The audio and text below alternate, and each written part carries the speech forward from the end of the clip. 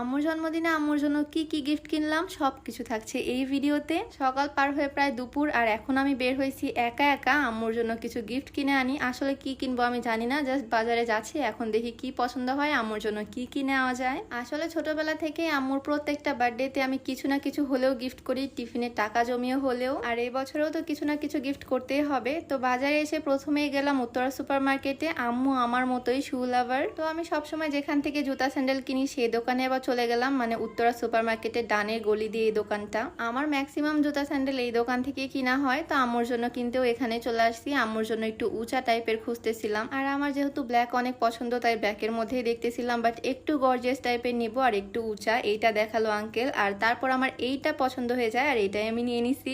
আম্মুর আর আমার পায়ের মাপ একদম সেম, তাই আমি পায়ে দিয়ে দেখতেছিলাম আমার হয় কিনা, আমার হলে আম্মুরও হবে। তো তারপর এইটাই প্যাক করে নিলাম। আর শুধু হিলস গিফট করব কেমন লাগে না বিষয়টা, তাই আমি ভাবতেছিলাম এটার পর আর কি কি কেনা যায়। মানে আজকে বাজারে আমি টোটো করে ঘুরবো, আর মিরর দেখে সেই আমার মিরর ভিডিও, মিররে আমি দেখি আসলে মোটা হয়েছি না চিকন হয়েছি। জুতা কিনা আমার কমপ্লিট। এবার চলে গেলাম উত্তরা সুপার মার্কেটের ভিতরে, এখান থেকে একটা পারফিউম নিব। অনেকগুলাই আসলে দেখলাম, অনেক বাছাইয়ের পর এই পারফিউমটা পছন্দ হলো। বোতলটাও অনেক কিউট আর এটা স্মেলটাও অনেক নাইস, তো বেশি না ভেবে এটাই নিয়ে নিলাম। আম্মু নর্মালি যে পারফিউমটা ইউজ করে সেটা বাসায় অলরেডি আছে, তাই অন্যটাই নিলাম। আর এখান থেকে আমাকে সুন্দর একটা 50 টাকা ব্যাগ দিল, বেশ কিউট। আর এখন চলে যাচ্ছি হাফ রাস্তা টেস্টি ট্রিটে, এখান থেকে কিনবো কেক। কেক ছাড়া বার্থডে গিফট তো জমে না, তাই না? এখানে অনেক রকমের কেক দেখলাম, বাট এই কেকগুলোর মধ্যে আমার রেড ভেলভেটই সবচেয়ে বেশি পছন্দ, তাই আমি এটাই নিব। আর এটার একটাই ছিল লাভ শেপের। আমাকে সুন্দর করে লিখে দিল এখানে হ্যাপি বার্থডে মা, আমি যেভাবে বলছিলাম লিখে দেওয়ার জন্য। আর আমার সাথে আমার ফ্রেন্ড অ্যাড হলো, তাই ভাবলাম দুইজনে এখানে কিছু খাই, বার্গার খাই। এখানে আসলে ম্যাক্সিমাম সময় আমার বার্গারই খাওয়া হয়। আর এখান থেকে ঠান্ডা ঠান্ডা ড্রিঙ্কও নিয়ে নিলাম। অনেকেই জিজ্ঞেস করো আপু তোমরা জাস্ট ড্রিঙ্কই বেশি খাও। আসলে আগে কোকা কোলা অনেক খাইতাম, বাট এখন তার দাম বেড়ে গেছে অনেক। যাই হোক, তারপর আমাদের বার্গার চলে আসলো, খাওয়া দাওয়া করলাম, আর আম্মুর জন্য একটা প্যাক করে নিলাম। আর তারপরে আম্মুর কেকটাও নিয়ে নিলাম। কেকটা অনেক সুন্দর হয়েছে, আমার বেশ পছন্দ হয়েছে।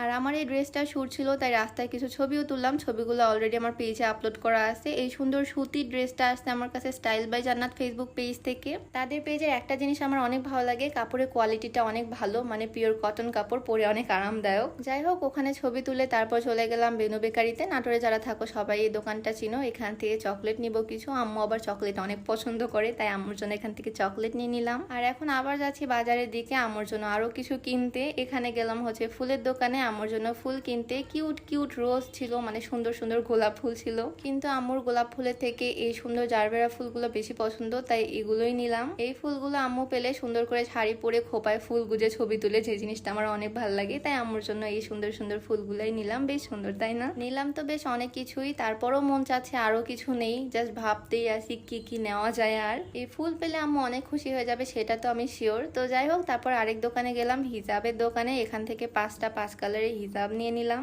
আম্মু আবার আমার মতোই হিজাব পরে। তো আমার শপিং অলমোস্ট ডান, অনেক কিছু কেনাকাটা হয়ে গেছে। আম্মু অনেক খুশি হয়ে যাবে। সবাই আমার জন্য আর আমার আম্মুর জন্য দোয়া করো, আর ভালো থাকো সবাই। আজকে ভিডিও ছিল এই পর্যন্তই। আল্লাহ হাফিজ।